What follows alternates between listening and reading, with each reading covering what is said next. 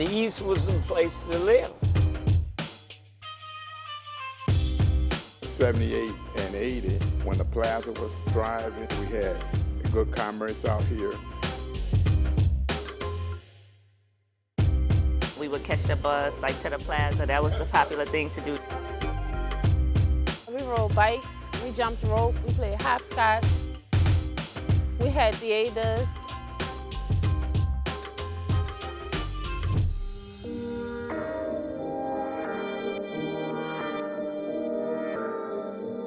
When did you start to see things start to change? In the 90s, they started to sort of fade.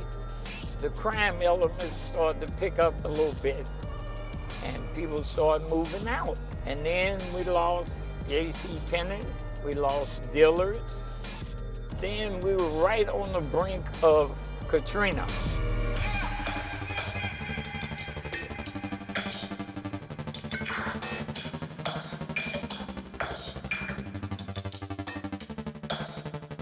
Katrina just put a nail in the coffin.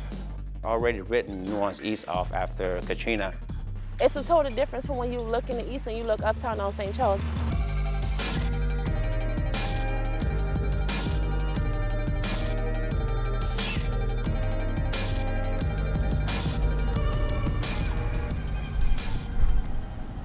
You ready?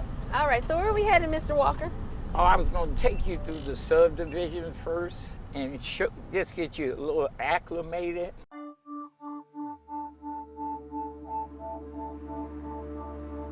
So what subdivision are we in? Lake Carmel, Lake Carmel. How many people live out here? about 286.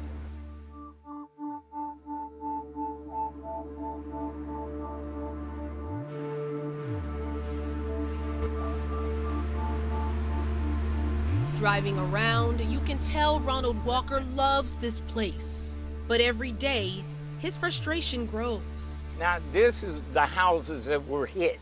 Hit by car break-ins. All of these were hit. Every last one on this block. It was 15 houses hit.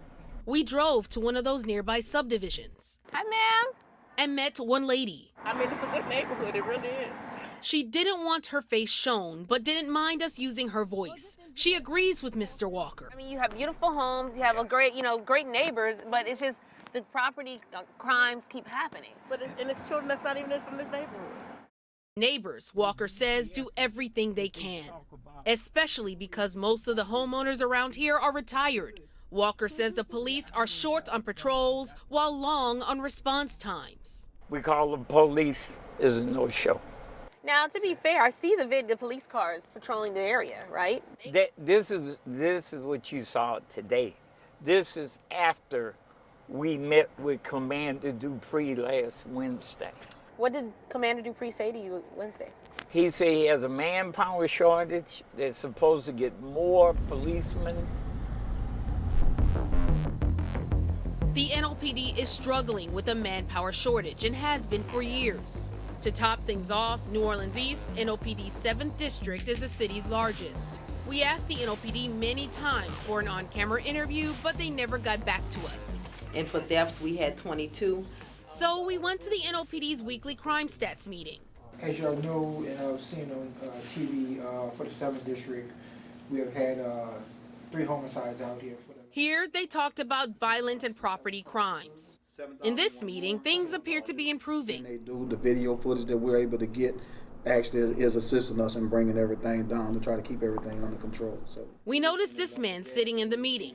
Calvin Spears lives in Lakewood East. Since 1978. He attends not one This ComStat. or two, 15, 122, 220. but pretty much most of these crime meetings, and has the notes to prove it. A lot of notes. Your heart is in these, huh? Well, I tell you one thing what keeps me here, I don't have a mortgage. Like Walker, he's seen changes come and go. Crime is not really bad in my subdivision, but it's on the fringes. Out of a shooting in broad daylight in New Orleans. Someone heard gunshots and called for help. When officers arrived, they found 2 men laying on the ground. One man was shot in the head. He was raced to the hospital where he later died. There's pistol version of an AK-47. There he is there. Because you don't even know if they're going to have a shootout, just break out anywhere.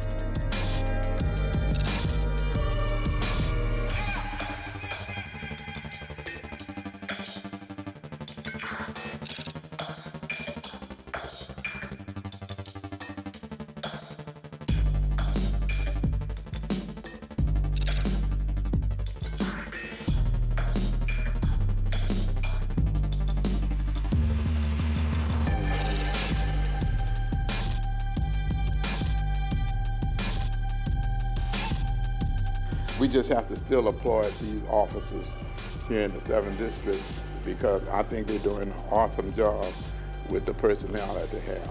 And the 7th District is 144 square miles. It's the biggest district in the city. They won't make a substation. They won't put priority of assigning policemen there. But there are lingering problems Mr. Walker and Spears noticed than just crime, and that's blight.